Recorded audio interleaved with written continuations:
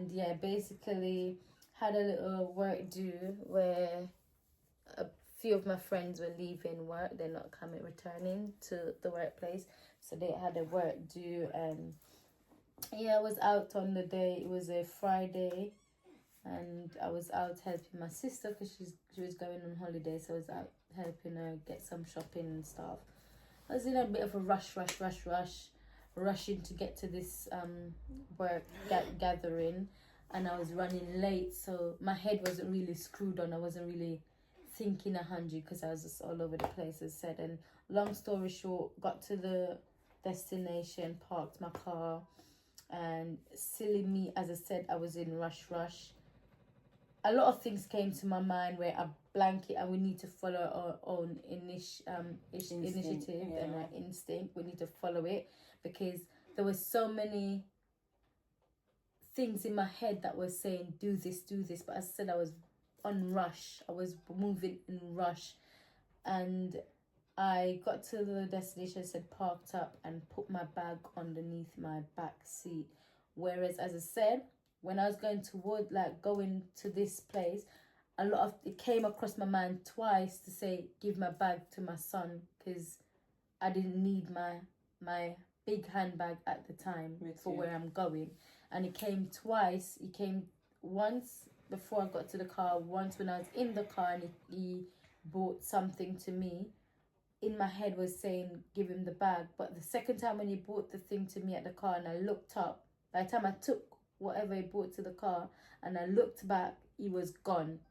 So instead of me have to call him to say come back for my bag, I just said, you know what, I'm just going there. I'm not going for no whole long time, and I could just stuck it there and whatever. So yeah, I put my bag underneath my seat, and yeah, they broke my windscreen, my car, the back seat thing, and stole my bag. And yeah, came back to my car, whole palaver, broken window. There, I'm like, yeah, that's it. The bag is gone. Bag was gone. Called the police. Police was saying, oh, I need to call them 7 o'clock in the morning because it's not it's not an emergency. And I was like, oh my goodness, like, what do I do? I was even saying to the police, what do I do? Do I drive the car? And the man is like, it's up to me. Like, I wasn't even nowhere near home. The police was saying, oh, it's up to me if I want to leave the car, I want to drive the car. And I was like, at that point, I was like, I've never experienced anything like this, but I can't believe, I thought they were going to come and take fingerprints and stuff. It was just not that serious to them. Like, what I was expecting. And my friend was like, what? Like, what? Like, we were all shocked because it's a crime. This is a crime scene. But they're like, it's not serious. So I had to make the rush, and I had to just, my friends that was there with me at the time, we just clear out a little bit of the glass because it was impossible to take out as much. It was night.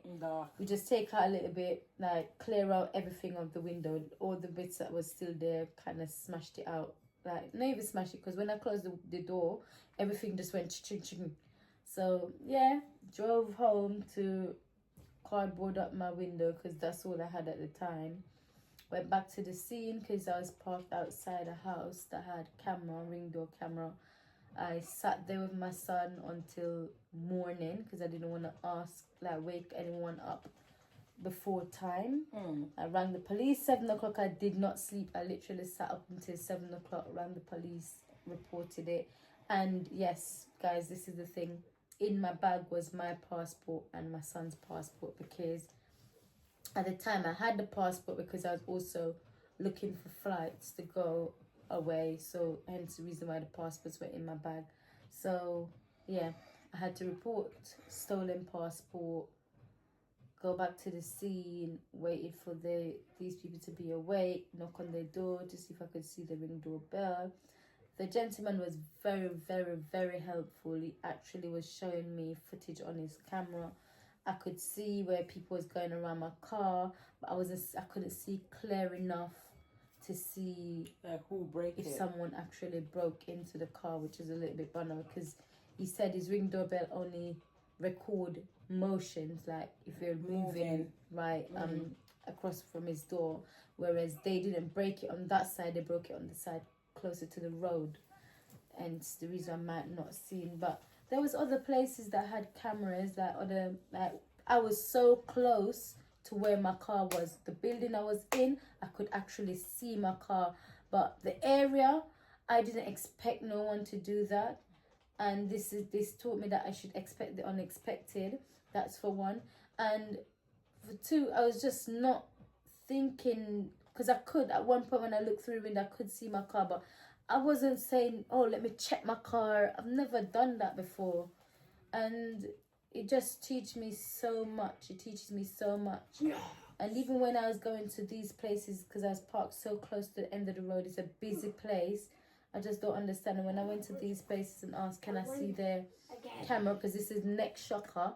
When I did get through to the police and they got back to me with updates and stuff, like taking other information, they said to me, because of the time frame that I said my car was left alone, they said basically they don't have the facility. They can't go and check the CCTVs that's around, even though I could say to them, like, this place had CCTV, this house had CCTV, this building had CCTV.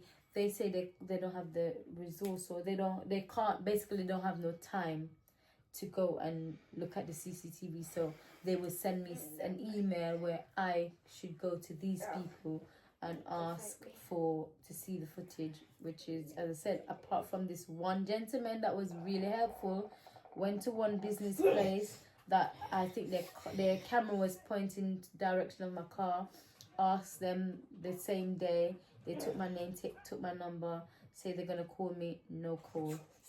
That was a Saturday morning. The Sunday I went to church, I drove back there, went back to the place, I'm like, the man is like, first he's telling me the building doesn't have a camera. I said, yes, there is. There's 2 cameras out there. He's like, no, it's not point. I said, there's 2 cameras. So there and then you don't even know what your building has. When he walked with me outside and he's like, oh, that one does it. I said, the one at the back is pointing. He's like, oh, but it's pointing across the street. I said, even if it's pointing across the street, at least I can see where people are going in that direction. It doesn't, I said, it doesn't really, it's not going to hurt you to actually look. He told me he's going to have a look and then let me know. Because I said to him, the police, I reported it. He's like, so why is the police not doing this? I said, the police said I need to do it. And I showed him the email that I got from the police to say I need to ask them about. He said to me he's going to get back to me. I wonder why is that? Over a week. And all now. And God help me that I am going back to them and I'm going to say to them, because I am going to use the skin, because I'm going to say, you see, if I was not this color, you would have checked your CCTV camera. I hate when you use it, but it's the truth. It's better you say to me, if it's not working on your building, say to me kindly, it's not working. And I doubt that. It's not nothing I'm going to be spreading.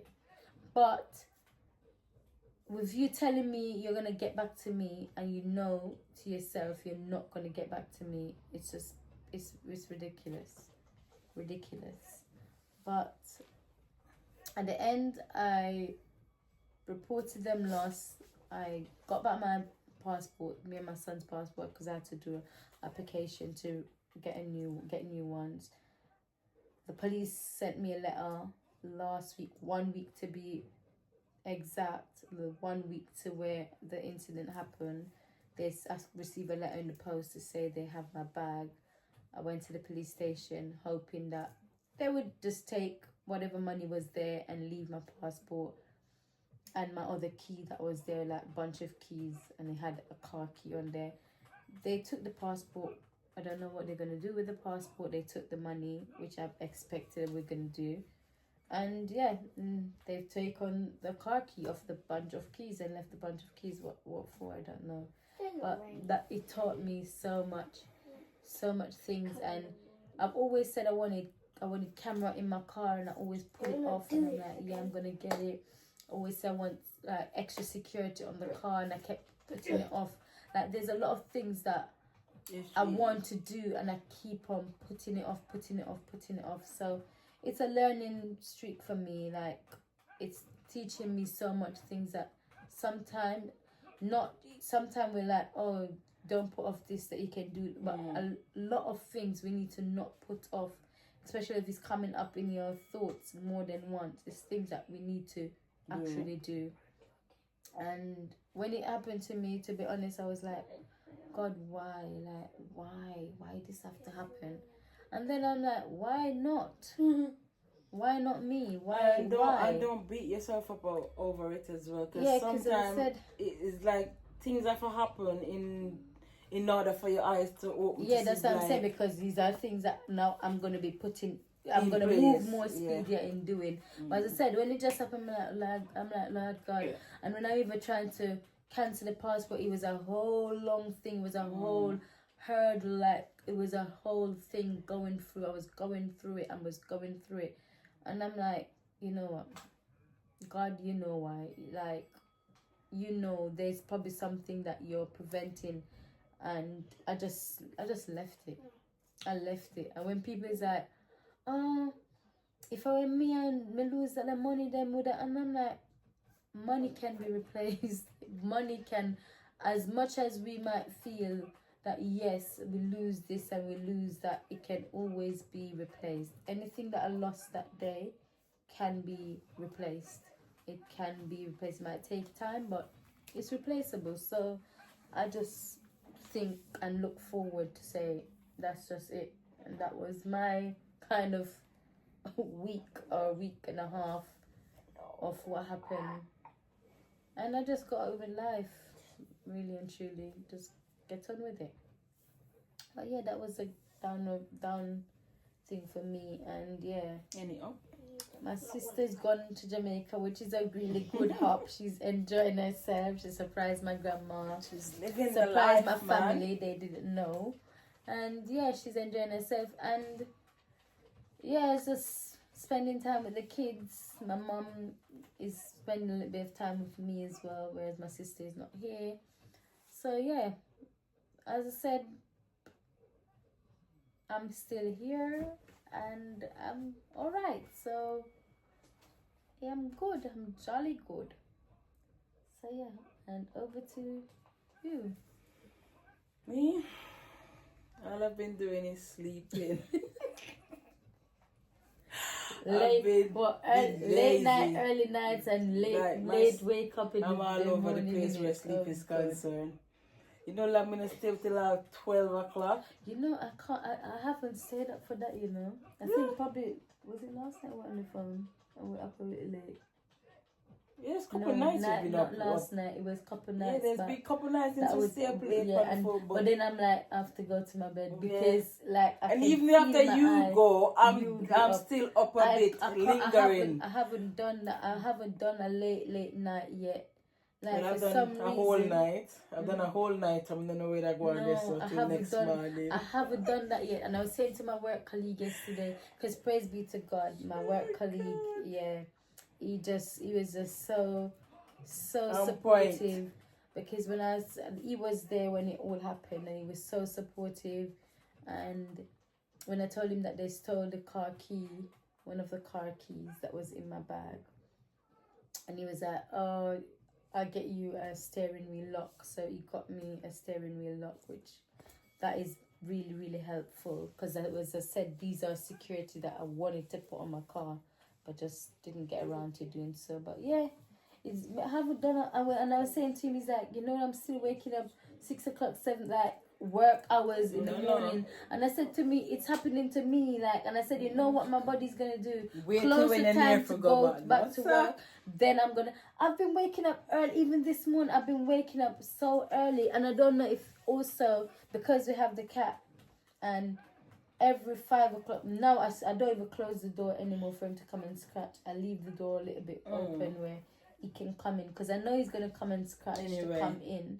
So I leave the door open. I can't tell when they make the scratching sound on the door. Yeah, I've been leaving the door open, and I think he's more staying in my room now than to stay in the passage. Oh, because normally we'd sleep in the passage if both bedroom doors are closed. Yeah, but now, because as I said, I left my door half mast, he will be in the room. But I still wake up earlier. When I wake up, you see him looking. Once I shuffle, you see him looking. And I'm like, what? And he's like, yeah, like. Yeah, but talk to you. But yeah.